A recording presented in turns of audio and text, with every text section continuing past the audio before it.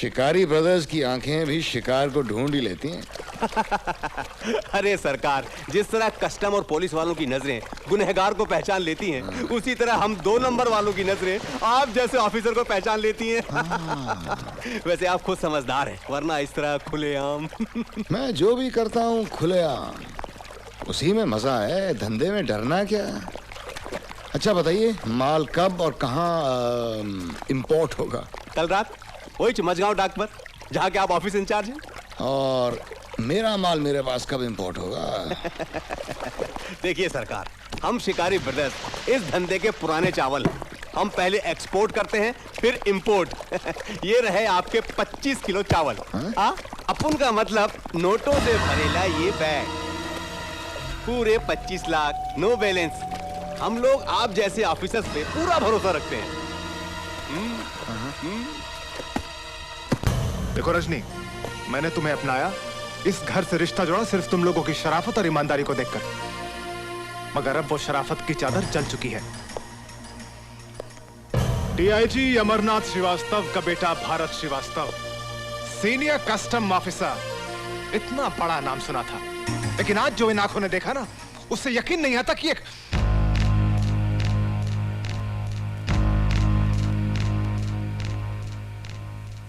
लो आ गए तुम्हारे भैया।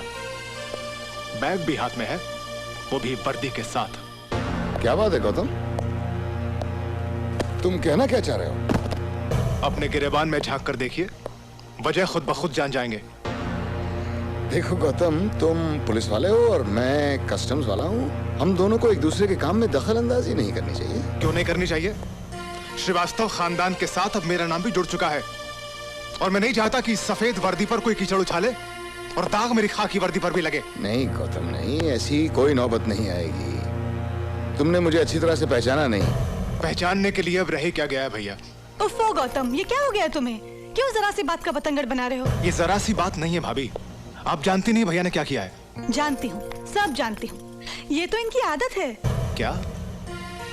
किसी से अपना फर्ज, अपनी वर्दी को बेचकर अपने देश से गद्दारी करना इनकी आदत है? इसका मतलब तो ये हुआ कि जिस छत के नीचे मैं खड़ा हूं, उसके नीचे रहने वाला हर इंसान रिश्वत की रोटियां तोड़ता है। बेईमानी अब इस घर का धर्म बन चुकी है। गौतम, तुम कुछ सुनोगे भी या सिर्फ बोलते रहोगे? सुनने के लिए बचा क्या है भारत श्रीवास्तव? जिंदगी में पहली बार मेरी आंखों ने इंसानों को पहचानने में धोखा खाया है, लेकिन अच्छा ही हुआ कि बात आगे बढ़ने से पहले ही ऊपर वाले ने मेरी आंखों पर बंधी अंधविश्वास की पट्टी को खोल दिया।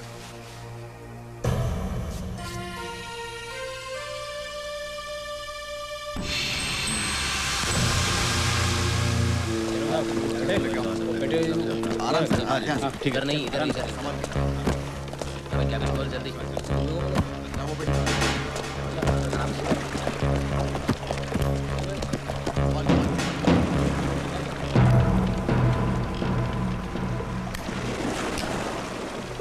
जय हो सरकार, जय हो, जय हो।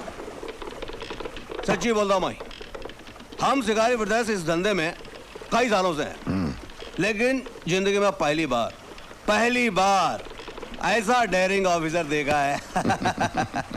वर्दी, ये शराब और डॉक में बैठे बैठे बेईमानी। मान गए सरकार, मान गए।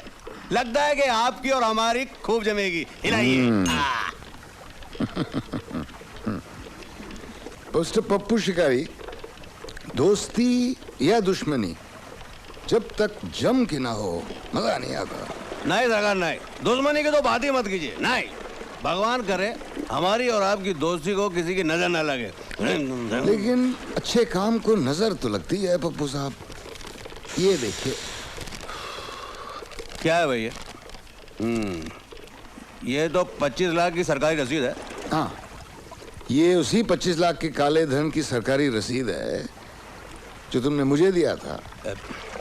लेकिन ये तो मैंने तुम्हारे घर के लिए दिए थे, इसे ये सरकारी खजाने में क्यों जमा करा दिए? वो इसलिए मिस्टर पप्पू शिकारी कि यही मेरा स्टाइल है। तुम जैसे पुराने चावल को मैं बिना चबाए निगल जाता हूं। तुम जैसे गद्दारों और देशद्रोहियों ने इस वर्दी को इतना सस्ता समझ रखा है। अब मैं तुम्हें तो क्या, तुम जैसे सारे गद्दारों को ऐसा सबक सिखाऊंगा कि वर्दी को दोबारा खरीदने से पहले 100 दफा सोचोगे। आज से शिकारी ब्रदर्स का खेल खत्म। You are under arrest.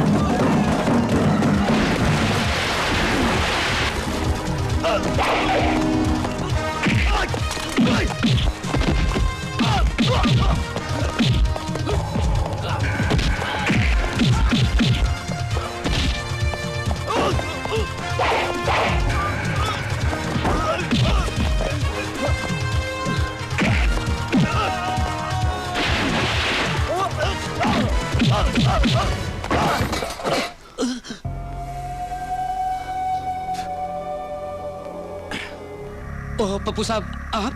हाँ मैं ये ऑफिसर को समझा तावड़े, समझा इसको मालूम नहीं किसके साथ पंगा लेता ये। बोल इसको, बता कौन मैं, बता। अरे ये क्या बताएगा जिसके खून से ही बेईमानी और गद्दारी की बू आ रही हो। तावड़े बंद कर दो इसे। मगर सर रिपोर्ट में लिखूं क्या? सर आखिर इनका जुर्म क्या है? बाहर जाके देखो, कोकेन से भरा टेम्पो इसके जुर्म का सबूत है। एंड मिस्टर तावड़े, आइंदा याद रहे कि ये कस्टम्स दफ्तर है, कैंटीन नहीं। नाश्ता अगर करना है तो नीचे कैंटीन में जाके करो। आज के बाद इस दफ्तर में वही रूल्स रेगुलेशंस चलेंगे जो सरकार ने इस डिपार्टमेंट के लिए बनाए हैं, याद रहे। और दारू पीकर ड्यूटी करने का रूल्स भी सरकार ने बनाया है, क्यों सर? जरा देखिए आपके मुंह से कितनी बदबू आ रही है। हाँ तावड़े, ये बात तुम्हारी समझ में नहीं आएगी। अगर आ जाती तो आज तुम मेरी जगह होते और मैं तुम्हारी जगह। Now sit down.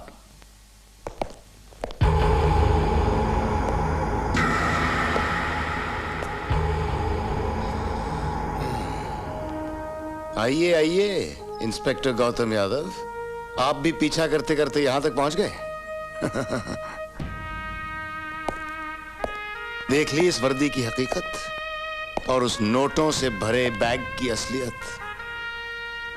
यही है वो जिन्होंने मुझे 25 लाख के नोटों से भरा हुआ बैग दिया था।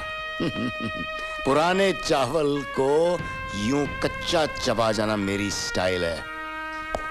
भैया आई एम सॉरी, मुझे माफ कर दीजिए प्लीज। गौतम, आइंदा सच्चे इंसान को पहचानने में धोखा मत खाना। याद रखना, कभी कभी आंखों देखी और कानों सुनी बात भी झूठ हो सकती है। जो अंधविश्वास की पट्टी तुमने अपनी आंखों से उतार दी, उसे वापस बांध लो, क्योंकि हमारे घर में रहने वाला हर इंसान ईमानदारी की रोटी खाता है और ईमानदारी ही हमारा धर्म है।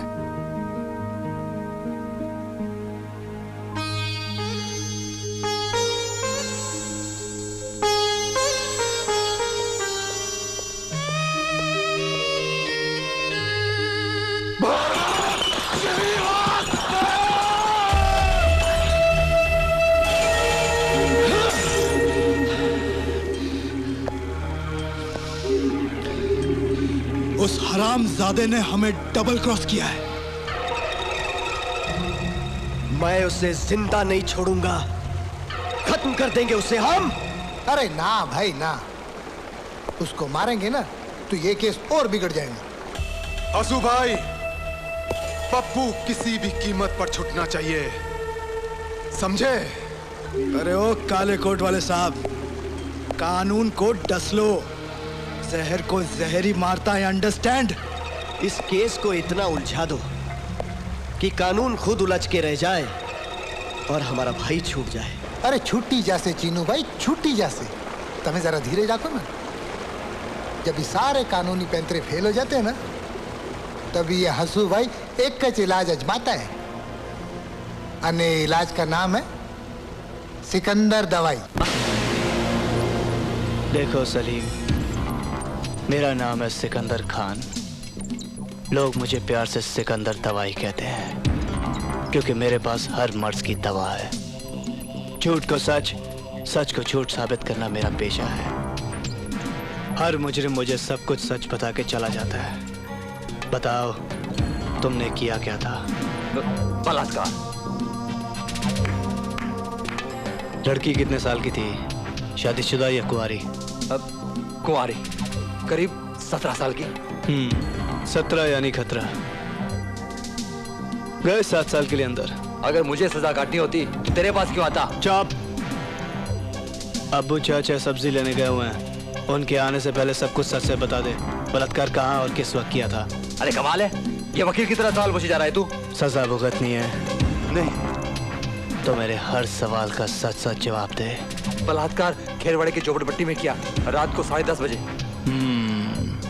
लड़की का नाम? क्या नाम था? हाँ, चंपा।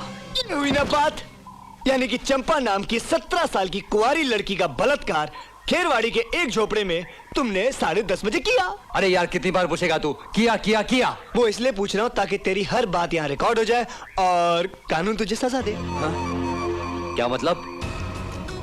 सलीम कुत्ते, वो कहावत तो सुनी होगी, शहर की जब मौत आती है तो गीदड़ की तरह भागता है। अबे तो उल्टी कहावत बोलता है। जब गीदड़ की मौत आती है तो शहर की तरफ भागता है। वही तो समझ गया ना? मतलब तू समझ गया ना? बस तेरी भी हालत वो गीदड़ जैसी होने वाली है। ए सिकंदर, क्या बोलना चाहता है तू? हाँ? अबे सलीम कुत्ते, मैं सिकंदर दवाई देता हूँ, झूठी गवाही, लेकिन अपने भी कुछ उसूल होते हैं। मैं औरत जात की बहुत इज्जत करता हूँ और तूने एक मासूम लड़की की इज्जत लूटी है। मैं तेरे खिलाफ इसके जरिए सच्ची गवाही दूंगा और तुझे सजा दिलवाऊंगा। अब उनका नाम सलीम सूरती है, शक्ल से शैतान और कर्म से कुत्ता। प्यार से इसलिए लोग मुझे सलीम कुत्ता कहते हैं। कुत्ते का काटा तो इंजेक्शन खा के बच सकता है, लेकिन जब ये सलीम कुत्ता काटता है ना तो ऊपर वाला भी नहीं बचाता।